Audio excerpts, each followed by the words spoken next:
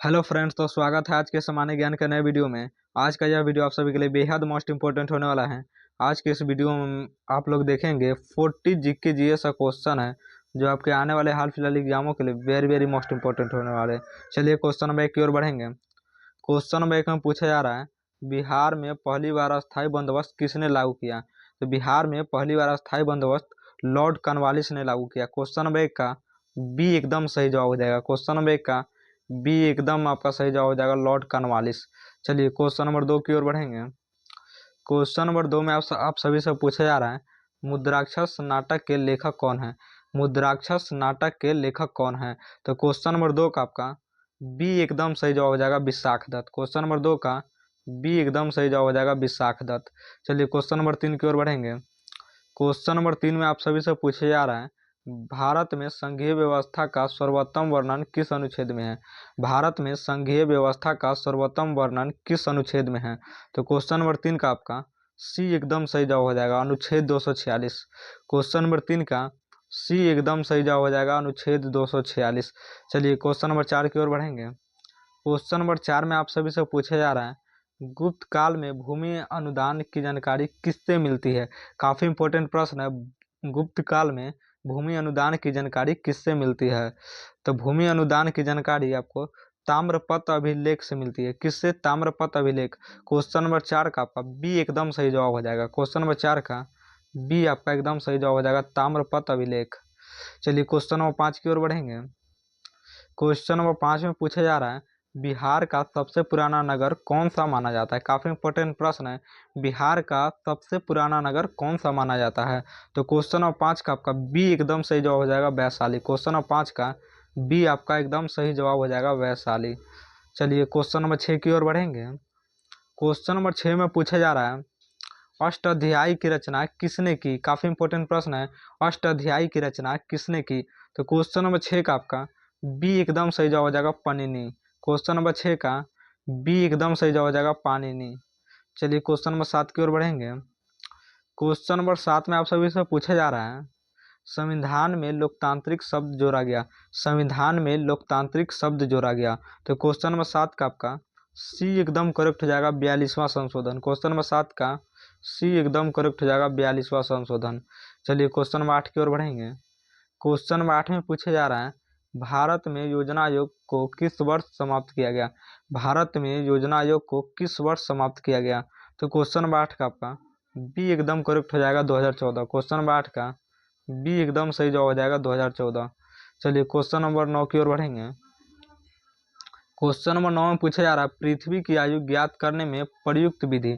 पृथ्वी की जो आयु ज्ञात करने में प्रयुक्त विधि और रेडियोमेट्रिक डेटिंग का उपयोग किया जाता है। पृथ्वी की आयु ज्ञात करने के लिए रेडियोमेट्रिक डेटिंग यूज किया जाता है। क्वेश्चन नंबर 9 का आपका बी एकदम सही जवाब हो जाएगा, रेडियोमेट्रिक डेटिंग। चलिए क्वेश्चन नंबर 10 की ओर बढ़ेंगे। क्वेश्चन नंबर 10 में आप सभी से पूछा जा रहा है, अर्थशास्त्र में राज्य की आय का प्रमुख स्रोत। अर्थशास्त्र में राज्य की आय का प्रमुख स्रोत। तो क्वेश्चन नंबर 10 का आपका बी एकदम सही जवाब हो जाएगा, कर टैक्स। क्वेश्चन नंबर 10 का बी एकदम सही जवाब हो जाएगा, कर टैक्स। काफी इंपॉर्टेंट प्रश्न है सभी। ये सभी आपके एग्जाम से मिलता जुलता प्रश्न तैयार किए हैं। चलिए क्वेश्चन नंबर 11 की ओर बढ़ेंगे। पाटलिपुत्र की स्थापना किसने की? काफी इंपॉर्टेंट प्रश्न है। जो पाटलिपुत्र की स्थापना की थी वो अजात शत्रु। क्वेश्चन नंबर 11 का आपका बी एकदम सही जवाब हो जाएगा। क्वेश्चन नंबर 11 का बी आपका एकदम सही जवाब हो जाएगा। चलिए क्वेश्चन नंबर 12 की ओर बढ़ेंगे। क्वेश्चन नंबर 12 में पूछा जा रहा है, संविधान में वित्त आयोग का प्रावधान। संविधान में वित्त आयोग का प्रावधान। तो क्वेश्चन नंबर 12 का आपका बी एकदम सही जवाब हो जाएगा, अनुच्छेद 280। क्वेश्चन नंबर 12 का बी एकदम सही जवाब हो जाएगा, अनुच्छेद 280। चलिए क्वेश्चन नंबर 13 की ओर बढ़ेंगे। क्वेश्चन नंबर 13 में पूछा जा रहा है, भारत छोड़ो आंदोलन का प्रस्ताव कहाँ पारित हुआ? भारत छोड़ो आंदोलन का प्रस्ताव कहाँ पारित हुआ? तो ये आपको मुंबई ग्वालियर ग्वालियर टैंक में पारित हुआ। क्वेश्चन नंबर 13 का सी एकदम सही जवाब हो जाएगा। क्वेश्चन नंबर 13 का सी एकदम सही जवाब हो जाएगा, मुंबई ग्वालियर टैंक। चलिए क्वेश्चन नंबर 14 की ओर बढ़ेंगे।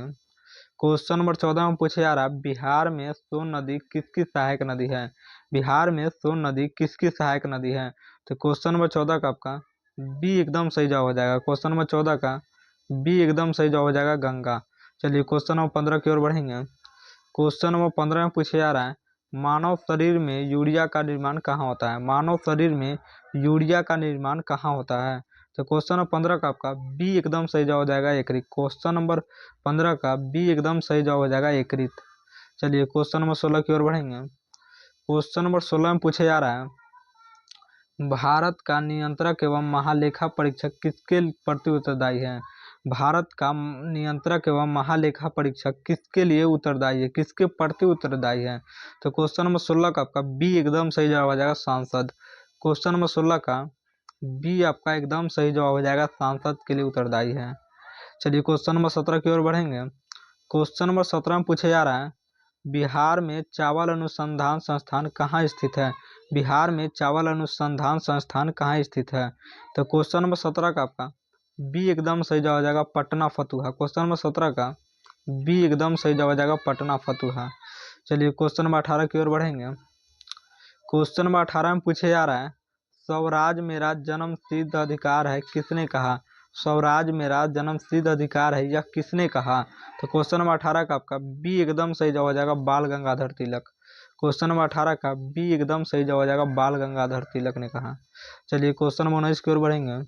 क्वेश्चन नंबर 19 में पूछे जा रहा है, वायुमंडल में सर्वाधिक गैस, वायुमंडल में सर्वाधिक गैस। तो क्वेश्चन नंबर 19 का आपका बी एकदम सही जवाब हो जाएगा, नाइट्रोजन। क्वेश्चन नंबर 19 का बी एकदम सही जवाब हो जाएगा, नाइट्रोजन। चलिए क्वेश्चन नंबर 20 की ओर बढ़ेंगे। क्वेश्चन नंबर 20 में पूछा जा रहा है, भारत में पहली जनगणना कब हुई? भारत में पहली जनगणना कब हुई? तो यह आपको 1872 में हुई। भारत में पहली जनगणना 1872 को हुई। क्वेश्चन नंबर 20 का बी एकदम सही जवाब हो जाएगा। चलिए क्वेश्चन नंबर 21 की ओर बढ़ेंगे। क्वेश्चन नंबर 21 में पूछा जा रहा है, बिहार का राज्य पशु, काफी इंपॉर्टेंट प्रश्न है, बिहार का जो राज्य पशु है वह गौड़ है। क्वेश्चन नंबर 21 का बी एकदम सही जवाब हो जाएगा, गौड़। चलिए क्वेश्चन नंबर 22 की ओर बढ़ेंगे। क्वेश्चन नंबर 22 में आप सभी से पूछा जा रहा है, सुप्रीम कोर्ट के न्यायाधीश की नियुक्ति कौन करता है? सुप्रीम कोर्ट की न्यायाधीश की नियुक्ति कौन करता है? तो क्वेश्चन नंबर 22 का आपका बी एकदम सही जवाब हो जाएगा, राष्ट्रपति। क्वेश्चन नंबर 22 का बी एकदम सही जवाब हो जाएगा, राष्ट्रपति। चलिए क्वेश्चन नंबर 23 की ओर बढ़ेंगे। क्वेश्चन नंबर 23 से पूछा जा रहा है, इंडिका के लेखक, इंडिका के जो लेखक है वह मेगास्थनीज है। क्वेश्चन नंबर 23 का बी एकदम सही जवाब हो जाएगा, मेगास्थनीज। क्वेश्चन नंबर 23 का बी आपका एकदम सही जवाब हो जाएगा। चलिए क्वेश्चन नंबर 24 की ओर बढ़ेंगे। क्वेश्चन नंबर 24 से पूछा जा रहा है, भारतीय अर्थव्यवस्था किस प्रकार की है? भारतीय अर्थव्यवस्था किस प्रकार की है? तो क्वेश्चन नंबर 24 का आपका एकदम सी करेक्ट हो जाएगा, मिश्रित अर्थव्यवस्था है। भारत की जो अर्थव्यवस्था है वह मिश्रित अर्थव्यवस्था है। क्वेश्चन नंबर 24 का सी एकदम करेक्ट हो जाएगा। चलिए क्वेश्चन नंबर 25 की ओर बढ़ेंगे। क्वेश्चन नंबर 25 से पूछा जा रहा है, क्वेश्चन नंबर 25 से पूछा जा रहा है, जैव विविधता दिवस कब मनाया जाता है? तो जैव विविधता दिवस वह आपको 22 मई को मनाया जाता है। क्वेश्चन नंबर 25 का बी एकदम सही जवाब हो जाएगा, 22 मई। चलिए क्वेश्चन नंबर 26 की ओर बढ़ेंगे। क्वेश्चन नंबर 26 में पूछा जा रहा है, बिहार में बौद्ध परिषद किस शासक के समय हुई? बिहार में बौद्ध परिषद किस शासक के समय हुई? तो क्वेश्चन नंबर 26 का आपका बी एकदम सही जवाब हो जाएगा, कालाशोक। क्वेश्चन नंबर 26 का बी एकदम सही जवाब हो जाएगा, कालाशोक। चलिए क्वेश्चन नंबर 27 की ओर बढ़ेंगे। क्वेश्चन नंबर 27 में पूछा जा रहा है, पंचायती राज शब्द पहली बार किस समिति ने प्रयोग किया?